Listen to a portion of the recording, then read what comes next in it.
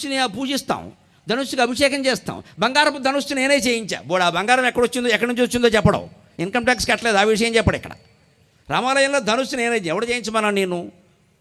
నువ్వేం చేయించక్కల, రాముడు చెప్పిన రాజ్యంలో ఉన్నట్టుగా నీతిగా ఉండు. నువ్వు ధనుస్సులు చేయించక్కల, గొట్టాలు చేయించక్కల, గొడుగులు చేయించక్కల. మనం వంకరగా సంపాదించి అడ్డగోలుగా 100 కోట్లు సంపాదించి బాగా నేర్చుకున్న విద్య ఏంటంటే ఈ మధ్యన గుళ్ళో కిరీటాలు చేయిస్తామండి, హనుమంతుడు తోక్కి తొడుగుతా ఉండి, ఎవడికి తోక్కి తొడక్కు, హనుమంతుడు తోక వదిలే. నా గొట్టం నేనే చేయించానని సిగ్గు లేదు చెప్పడు. ఆ బంగారం ఎలా వచ్చింది చెప్పు, ఆ బంగారం ఎలా వచ్చింది? ఎన్ని లాభాలు వేసుకుంటే వచ్చింది, ఎంత మోసం చేస్తే వచ్చింది? ఆ బంగారం గుళ్ళో పెడతావా? అది పాపం కాదు అది. అందుకే దేవుడు చాలా గొప్పవాడండి. వెంకటేశ్వర స్వామి సహా అందరూ కిరీటాలు పెడితే పెట్టించుకుంటారు. పెట్టిన వాడిని మాత్రం చెంచలగూడలోనే పెడతాడు దేవుడు ఖచ్చితంగా. ఎవరిని వదిలిపెట్టడండి. మనం అమాయకులం కావచ్చు అమ్మా, సైనికులు పోలీసులు కూడా అమాయకులు కావచ్చు. భగవంతుడు అమాయకుడు కాదు. గమనించి జాగ్రత్త. ఎవడికి పడే వాత వాడికి పడిపోతుంది. ఎన్ని కేజీలు కిరీటం పెట్టినా పెట్టించుకుంటాడు. తోసేవాడిని తోసే చోటగా తోసేస్తాడు. ఇది కొట్టేస్తాడు, అది కొట్టేస్తాడు. ఇది గ్రహించకపోతే మన జీవితాల్లో ఎప్పటికీ మార్పులు రావండి. చాలామందికి నచ్చవని తెలుసుంటూ కూడా భగవంతుడు నాకు ఇంత ధైర్యాన్ని, ఇంత జ్ఞానాన్ని ఎందుకు ఇచ్చాడంటే ఈ యుగానికి ఇది అవసరం. అందుకే నాకు ఆ జ్ఞానం ఇచ్చాడు, నాకు ఆ ధైర్యాన్ని ఇచ్చాడు. నేను ఎక్కడ ప్రవచనం చెప్పినా ఒకే ధైర్యంతో రైలెక్కుతా. వీళ్ళు నన్ను మళ్ళీ పిలవరు అనుకుని రైలెక్కుతాను నేను. ఖచ్చితంగా నిర్ణయంతోనే మళ్ళీ నన్ను పిలవరు అనుకుని పెడతాను. కానీ ఆశ్చర్యం ఏంటంటే వచ్చిన చోటకే 3 నెలలు తిరగకుండా మళ్ళీ వస్తున్నాను నేను. అంటే వెనకాల అమ్మవారు చూసుకుంటుంది, వ్యవహారం అంతా అమ్మవారు చూసుకుంటుంది. నాకు అనవసరం అది. నా ధర్మం నేను చేస్తున్నాను. ఎవరికో నచ్చదేమో, వారెవరో తంతారేమో, కొట్టేస్తారేమో, కాల్చేస్తారేమో, ఈ బెంగేం లేదమ్మా. మహాత్మా గాంధీనే కాల్చేసుకున్న దేశం ఇది. ఎంతకంటే మనం ఏం గొప్పవాళ్ళం కాదు. ఇక్కడ పోయినా బెంగేం లేదు. కానీ నిజం చెప్పాం, నిష్కర్షగా మాట్లాడాం, సత్యం మాట్లాడాం. అప్పుడు నేను రాజమండ్రి నుంచి విమానం ఎక్కినా, గోదావరి ఎక్స్ప్రెస్ ఎక్కినా ధైర్యంగా ఎక్కుతా, చాలా హాయిగా ఎక్కుతా. నాకు నిద్ర పట్టని రోజు లేదు నా జీవితంలో. దానికి కారణం నా జ్ఞానం, నా ధైర్యం, నా నిజాయితీ, అంతే లెక్క. నాకు నిద్ర పట్టని రోజు లేదు. రోజుకు హోటల్లో ఉంటాం, రోజుకు ఒకళ్ళు ఇంట్లో ఉంటాం, ఓ రోజు రైల్లో ఉంటాం, ఓ రోజు విమానంలో ఉంటాం. నాకు నిద్ర పట్టని రోజు లేదు. ఎందుకంటే నా మనసులో ఏమీ లేదు, అంతా ఖాళీ. వేదిక దిగితే నమశివాయ, ఇంకేం ఉండదు ఇక్కడ.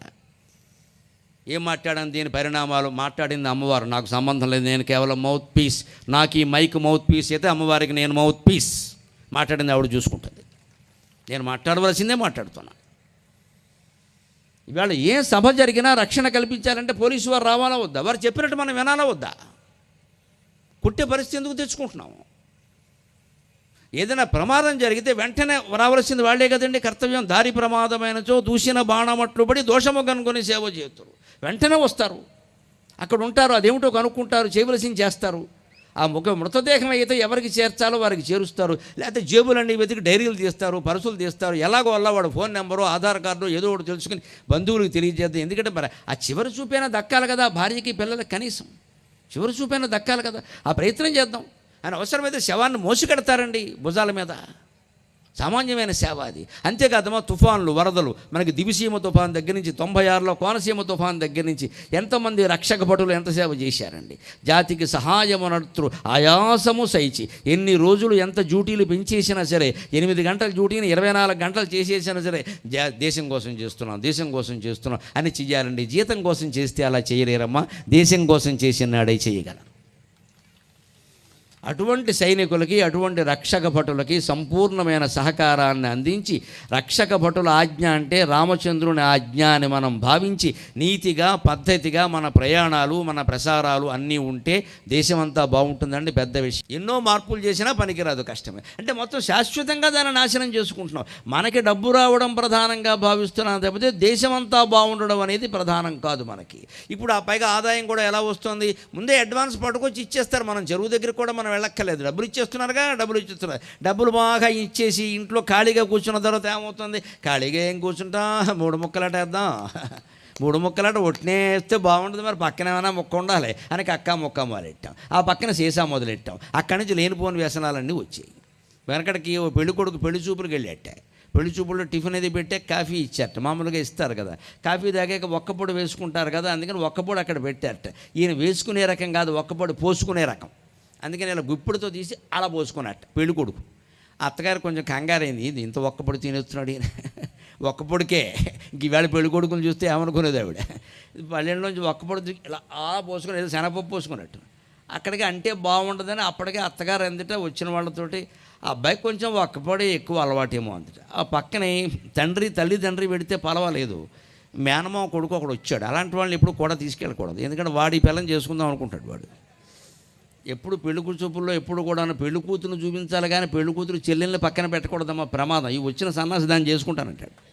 ఈ అక్కగారు ఏమైపోవాలి? పెళ్లి కూతురు పక్కన ఎప్పుడు బంధువులు కానీ ఎవరైనా పెళ్లి కూతురు కంటే అందంగా ఉండేవాళ్ళని పెట్టకూడదు అసలు. ఏదో వంక చెప్పి బయటికి పంపించాలి.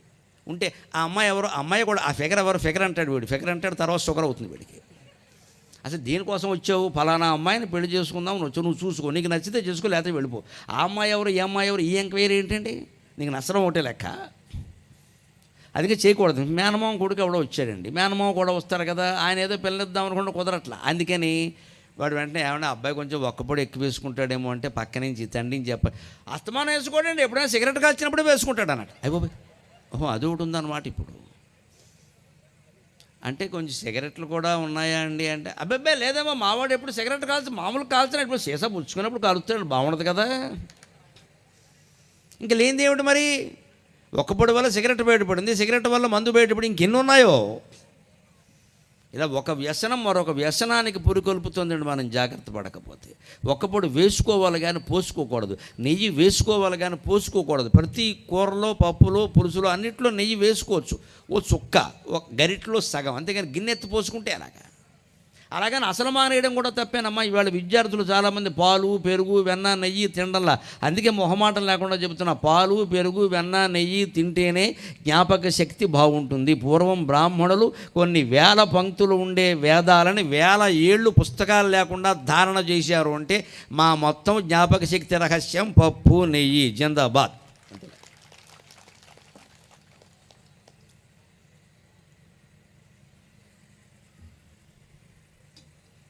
కందిపప్పు తినాలి, అందులో శుభ్రంగా నెయ్యి వేసుకోవాలి. కూరల్లో కాస్త ఒక అరగెరటి వేసుకోవాలి, పచ్చళ్ళలో వేసుకోవాలి, పులుసులో, చారులో కూడా వేసుకోవాలి. ఒక మజ్జిగలోనే నెయ్యి వేసుకోవద్దు. నెయ్యి లేనిది అన్నాన్ని గొడ్డన్నం అంటారు. గొడ్డన్నం తినకూడదండి, అలాగా నెయ్యి ఉండాలి. కృతేన వర్ధతే బుద్ధికి శాస్త్రం చెప్పిన మాట. నెయ్యి తింటే తినవలసినంత తింటే బుద్ధి పెరుగుతుంది. దొండకాయ తింటే బుద్ధి తగ్గిపోతుంది, బెండకాయ తింటే బుద్ధి పెరుగుతుంది. అసలు మానేయకూడదు దొండకాయ, దాని ప్రయోజనాలు దానికి ఉన్నాయి, తినాలి. వారానికి ఒకసారి తినాలి, కానీ వారానికి 2 సార్లు బెండకాయ తినచ్చు, జ్ఞాపక శక్తి పెరుగుతుంది. బెండకాయ జ్ఞాపకాన్ని, మనస్సుని, బుద్ధిని వృద్ధి చేస్తుంది. దొండకాయ కొంచెం మంద కూడా చేస్తుంది, కానీ తినాలి. దాని ప్రయోజనాలు వేరే ఉన్నాయి, మొత్తం మానేయకూడదు. ప్రతిది కూర తినాలి. ఏది ఎలా తినాలంటే దాని పద్ధతి. ఇదే బెండకాయని విద్యార్థులు తినాలి, మళ్ళీ ఊరికే ముసలాళ్ళు తినద్దు, అది అరగదు, కొంచెం కష్టం అవుతుంది. ఏ వయస్సును బట్టి ఉంటాయి. నేను అలాగ మనకి పదార్థాలు లెక్క. అందుకని ఇక్కడ మనం తినేటువంటి పదార్థాలు, మన పంటలు ఇక్కడ పండిస్తే రవాణా ఖర్చులు తగ్గుతాయి, వ్యవసాయం బాగుంటుంది, ఆదాయం బాగుంటుంది. అప్పుడు హాయిగా మనకి దగ్గర ఊళ్ళు గోకవరం వాళ్ళు రాజమండ్రి సంబంధం ఇచ్చారనుకుంటే రోజు బస్సు ఎక్కి పిల్లల్ని చూసుకురావచ్చు. ఏం వచ్చినా దగ్గర కాబట్టి అందరూ దగ్గర ఉంటారు, హాయిగా ఓ చోట ఉంటాం. ఏదైనా ఇంట్లో శుభ సందర్భం వచ్చిందంటే 100 మంది చుట్టాలు వస్తారు. ఇప్పుడు ఎవరు శుభ సందర్భం పక్కనట్టండి, ఎవరైనా ఇక్కడ పోయినా సరే ఆ అమెరికా నుంచి, ఆస్ట్రేలియా నుంచి వచ్చేవరకు ఈ తండ్రి ఇక్కడ మంచు మొక్కల్లో పడి ఆడవలసిందే 3 రోజులు, ఎవడు రాడు ఇక్కడ.